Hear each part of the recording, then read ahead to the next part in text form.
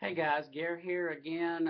First time I've done a comic book haul video in probably about 3 weeks. It's been a really busy, hectic few weeks. End of summer, going into fall, a lot of things going on. A little bit backed up. I've got quite a few books to show, books I've acquired over the past about 3 weeks, I guess. And so I'll go ahead and get started. First of all, I wanted to show you guys and my good friend Cursive Man my T-shirt, my Thor T-shirt. This is a different one from what I showed once before. This is Thor. Not quite sure which Thor this is. Saying Cocoon. Anyway, Thor emerging from the thunder clouds and all that. Pretty cool shirt, I think. I've got lots of Thor shirts, and also my good buddy Cursive Man. And I know you sent this a few weeks ago, but I'm just now getting around to showing it. Great guy, Cursive Man. I'm going to put a link to his. He has a comic book news page on Facebook, and I'm going to list a link to that like down below for this video. But he sent me this. He knows I'm a huge Dark Shadows fan going from way back, and I don't have this particular issue. I do have some of the old Goki Dark Shadows comic books. I don't have this particular one. So thanks a lot. I really appreciate that. That's really great, and I hope you didn't put yourself out too much for that. But it's deeply appreciated. Um, Within the last couple of weeks, seems like it's been kind of actually a slow period for Mike Mignola. I haven't received. Usually there's something almost every week, but I think this is the only Mike Mignola book that I've got. This is part one of five. BPRD Hell on Earth: The Return of the Master. Mike Mignola, John Arcutta, Tyler Crook, Dave Stewart. Looks pretty good, pretty promising. Not a fantastic cover, but pretty good. I'm on record going back to my childhood of saying that I thought a hookup between Superman and Wonder Woman would be a great idea. I haven't read this Justice League. My screen just went all red. I don't quite know why. I haven't read this Justice League yet. This is Justice League 12. I think it actually came out a couple of weeks ago. Superman and Wonder Woman in a lip lock, and she's got him tied up in her lasso. Good cover. I did flip through it. Looks like, really fantastic, Jim Lee artwork, Jeff Johns writing. Looks like a good story. So this is going to be interesting to follow.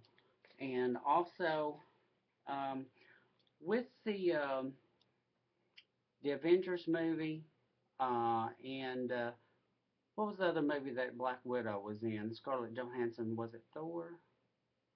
Was the last Iron Man movie, I believe. Was the introduction to the movies of Black Widow with Scarlett Johansson, which I just thought she was terrific. I've got this issue of Captain America and Black Widow. It's Captain America 636, Franco Villa cover, and really looks good, looks interesting, a lot of fun. So Captain America, Black Widow, highly recommend that. It's got to be good. Also a huge fan of Guillermo del Toro, which I've talked about many times in my YouTube videos. This is issue number 8 of The Strain. And The Strain, if you don't know, is his trilogy of vampire books. And I've just heard, the news has just come out in the last few days that it's going to be a mini-series on television, which is really something to look forward. And these comics are just like the books; they just get better and better um, as they go along. So I definitely would recommend The Strain, Guillermo del Toro's vampire stories. Um, got Peanuts. This is part 2 of 4 Peanuts. Charles Schulz's Peanuts. I got this for my great nephews. They are 7 and 5 years old, and I discovered to my astonishment about a year ago that these kids were not reading comic books. These boys were growing up not knowing who Spider-Man, the Hulk, Superman, Batman, not knowing who these characters were, So I'm like, well, we can't have that. So but I'm trying to get them an array of age appropriate comic books, and they're just smitten. As of course I knew they would be, and I try to keep their books coming because their parents want them to read them to them over, same ones over and over and over. And they're saying, well, if you're going to do this, then please keep them coming so we don't have to just do all these repeat readings. I cannot. This is Thor, the Mighty Thor. Everything Burns, Part 4 of 6, and really dynamic cover with Thor. If there's a Thor out, I don't dare come home without it. As my T-shirt indicates, we're big Thor fans at my house, and so we're always excited whenever there is a new Thor. And also, I didn't get this at the comic book shop, but bought off Amazon. It's a graphic novel. I think that every once in a while, it's good for us to reach out to something, not just in the comic book field, but in any art form, the movies, the music, whatever, and try to um, experiment with something a little bit different. And this would fit that bill. This is called Hooray. This is by an Italian comic book artist, and her name is Gabriella Giandelli. That's Giandelli. And this was literally, guys, like $3 on Amazon, and it's a full graphic novel. Very captivating artwork, kind of a surrealist. Some of the pages and panels are kind of black and white looking. Some of them have quite vivid um, color. And I'll just read you the back. It says it takes place in a bustling Milanese apartment complex, where a ghostly white rabbit who moves from room to room, observing the residents' day-to-day joys and sorrows, and gathering their dreams.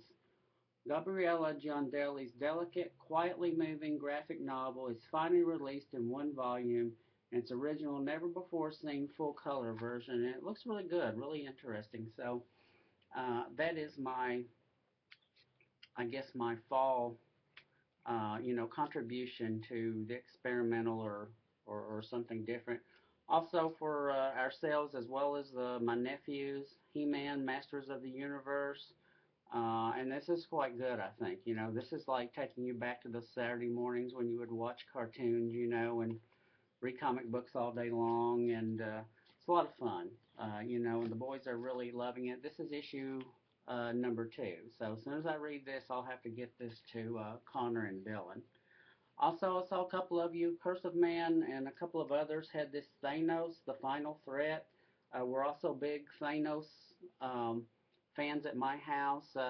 Supposedly, he is to be the chief villain in the next Avengers movie, and I guess if there's a villain on board and it's Thanos, there's probably not room for anybody else. But this is actually a reprint of some old school Avengers featuring Thanos, which I welcome. We probably have them somewhere in our vast collection, but it's fine having it collected. It's a lot of fun, and it's a one shot. I would highly recommend that. Thanos, the Final Threat. We are also, as I've said before, huge fans of Doctor Strange. The only title, ongoing regular comic book title going right now that has Doctor Strange as a regular character is the Defenders, which historically he's always been a part of. He's right there in the center. This is Defenders number 10. I guess I could include that, and pretty good artwork, pretty good writing, not disappointing at all. My only quibble with these is the covers all kind of look the same. It looks like they all have these white background, and in the foreground some reds and some blacks and a couple of other muted colors thrown in there. So I think it would jazz up the covers a little bit more. They should also get some better known Marvel heroes in the mix, to help out Doctor Strange as well. So, but pretty good with Doctor Strange. I also dare not, if there is a Captain Marvel. This is Justice League number 0. Um, who was it was saying, issue zeros is pretty stupid. It's obviously a marketing ploy. I don't much care for it either, but whatever. This is Captain Marvel on the cover. We also love Captain Marvel at our house. Again, Jeff Johns writing. with Gary Frank, and you know, looks good. And haven't read it yet, but looks good. And can't come home. If there's a Captain Marvel out there, you know, I have to get it and bring it home for everybody. Love of the Shadow goes on. This is issue number 5, and it's by the wonderful Garth Ennis and Aaron Campbell. And these actually started out a bit weak. The artwork was okay. Writing was quite weak. Storytelling was weak. It has actually picked up, I'm happy to say, and get better. I don't like having to pay for comic books and then come tell you that it's substandard. You know, I like being able to praise a book. I don't know if I'm praising this, but I think it is good and worth checking out if you're into the Shadow and you know, that wonderful old pulp fiction, pulp aesthetic, you know, from the 30s, the 40s, and 50s. You know, you'll like this. I still think the relationship between he and Margot is a bit strange. You know, but you'll read it and you'll let me know what you think on it. I know. Also, we got Garfield. This is going to my great nephews as well. This is number 3, and this is actually a very cute book. I think you guys would actually enjoy it and read it. It's not just for little kids. You know, it's a lot of fun. Very well done, I think. And so I think I've got at least 3 issues for the boys here, so that's going to be we're going to enjoy that a lot. And also have Dark Shadows number 7, the most recent issue. Um, this is kind of interesting because the Dark Shadows, it started out the first several issues, the first storyline. I think this is the second or third issue of the second storyline that they've done since they started. The first one, the artwork was really great. The characters really look like the characters from the old television series.